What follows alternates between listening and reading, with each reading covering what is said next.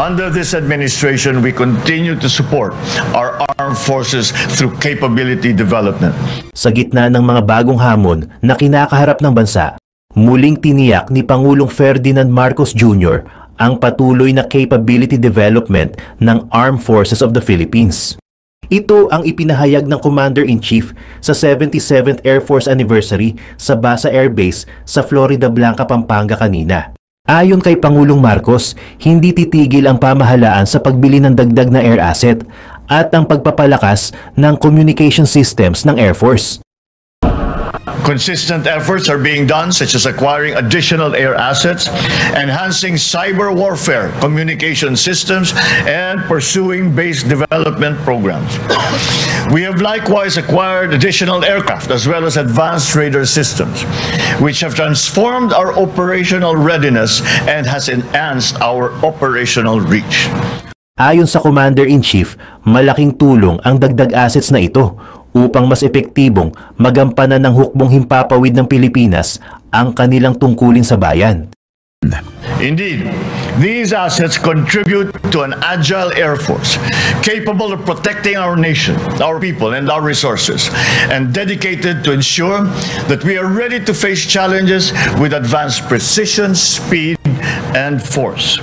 Ipinamalas naman ng Air Force ang kanilang kakayahan na ipagtanggol ang teritoryo ng bansa. Direct hit. Same target. That was the efforts to destroy the enemy communication. Come on, target hit. Sa isang senaryo, naglunsad ang Armed Forces of the Philippines ng isang offensive counter-air operations laban sa isang puwersa ng kalaban na kumubkob sa military base ng Pilipinas. Dalawa sa F-150 fighters ng Pilipinas ang nagsimulang umatake sa kalabang aircraft. Dito ay pinamalas ang kakayahan ng fighter jets ng Pilipinas na makipaglaban sa ere o dogfight. Binomba rin ang EFA-50PH aircraft ang kuta ng kalaban.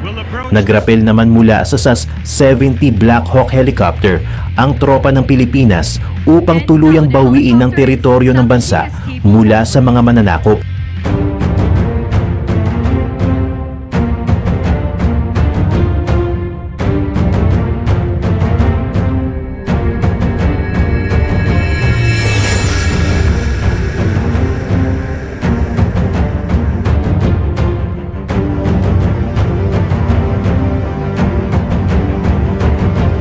Bukod rito, ipinakita rin ng Philippine Air Force ang isang paraan ng pag-deliver ng package o supply sa pamamagitan ng Guided Precision Area Delivery System or GPADS. Alam nyo ba ang kinakatakutan ng China? Pakinggan natin ang kwento kung ano nga ba ang malaking kinatatakutan ng China. Ang Indian Ocean ay isa sa pinaka-strategic na dagat sa buong mundo. Sa katunayan, sinabi ni Alfred Mahan, isa sa pinaka-maimpluwensyang strategic thinker ng United States, na ang sino mang makakakontrol sa Indian Ocean ay maghahari sa Asia. Ito ay dahil ang Indian Ocean ay nag-uugnay ng 5 kontinente. Ito ang Africa, Antarctica, Asia, Oceania at Europe. Ang malaking bahagi ng pinakasikat na mga linya ng komunikasyon sa dagat sa mundo, SLOCs, sa madaling salita, ay dumadaan sa Indian Ocean.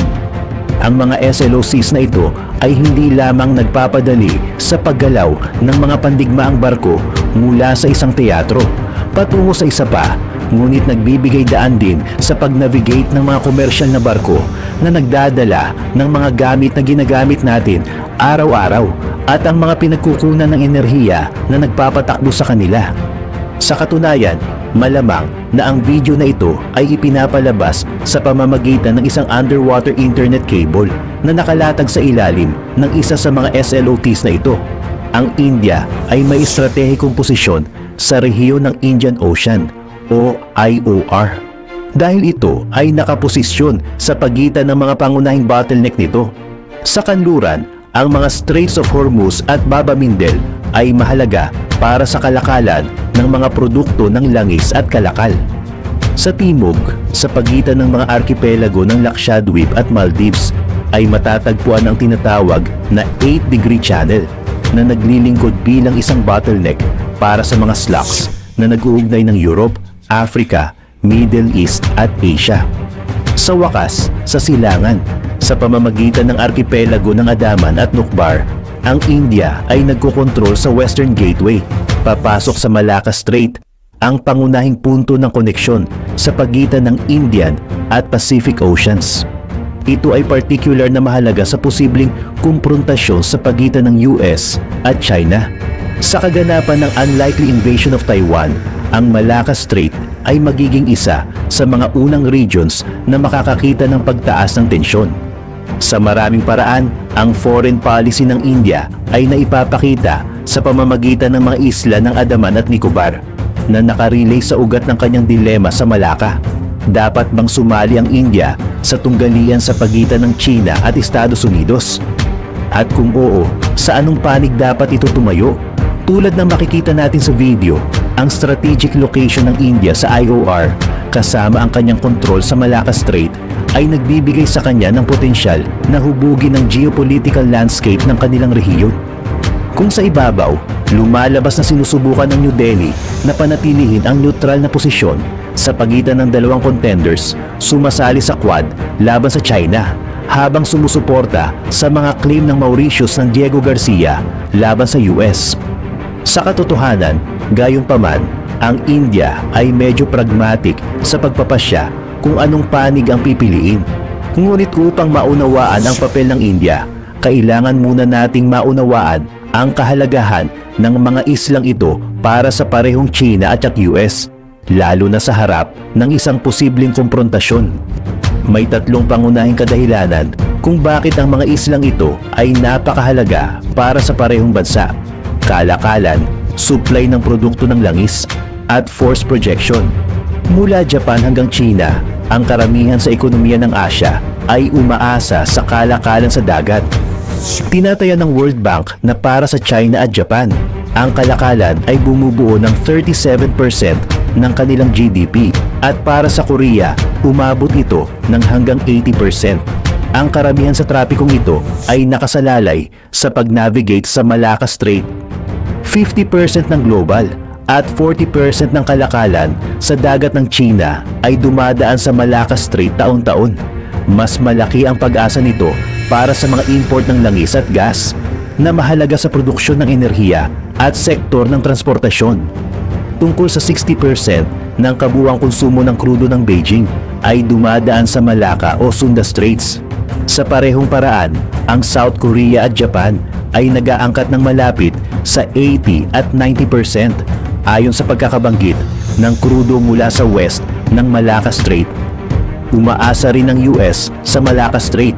Kung umaasa ang Beijing sa choke point na ito para sa sarili nitong ekonomiya at supply ng enerhiya, kailangan ng Washington ang transit ng Malacca Strait para mag-supply sa mga kaalyado nito sa rehiyon.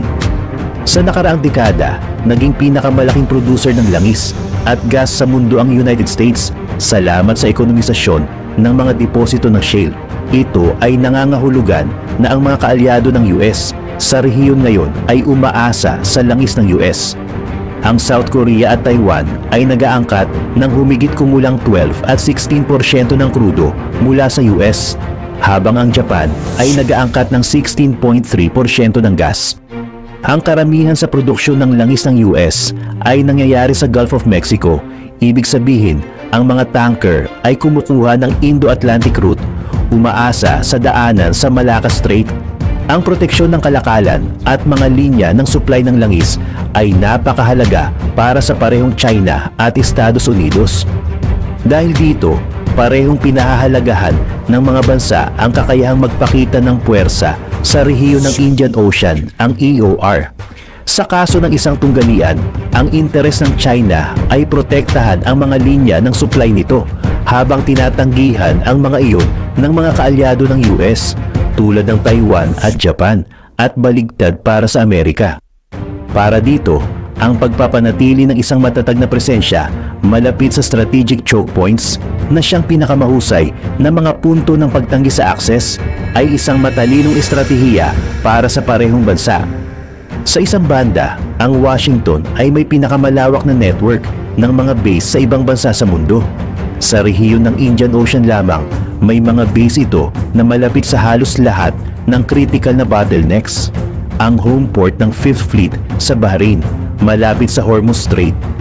Camp Lemonnier sa Djibouti, na mas mababa sa 100 milya mula sa Bab el-Mandeb Strait. Diego Garcia sa isang dulo ng 8-degree channel. Lakshadweep Maldives Chagos Island Chain. At Johnny, nakabase sa Singapore, direktang harap sa pinakamakitid na punto sa Malacca Strait. Ang mga kaalyado ng US ay may control din sa iba pang mga choke points, tulad ng Keelings Islands ng Australia, na nagpapalakas ng maritime awareness sa southwestern part ng Indonesian Straits.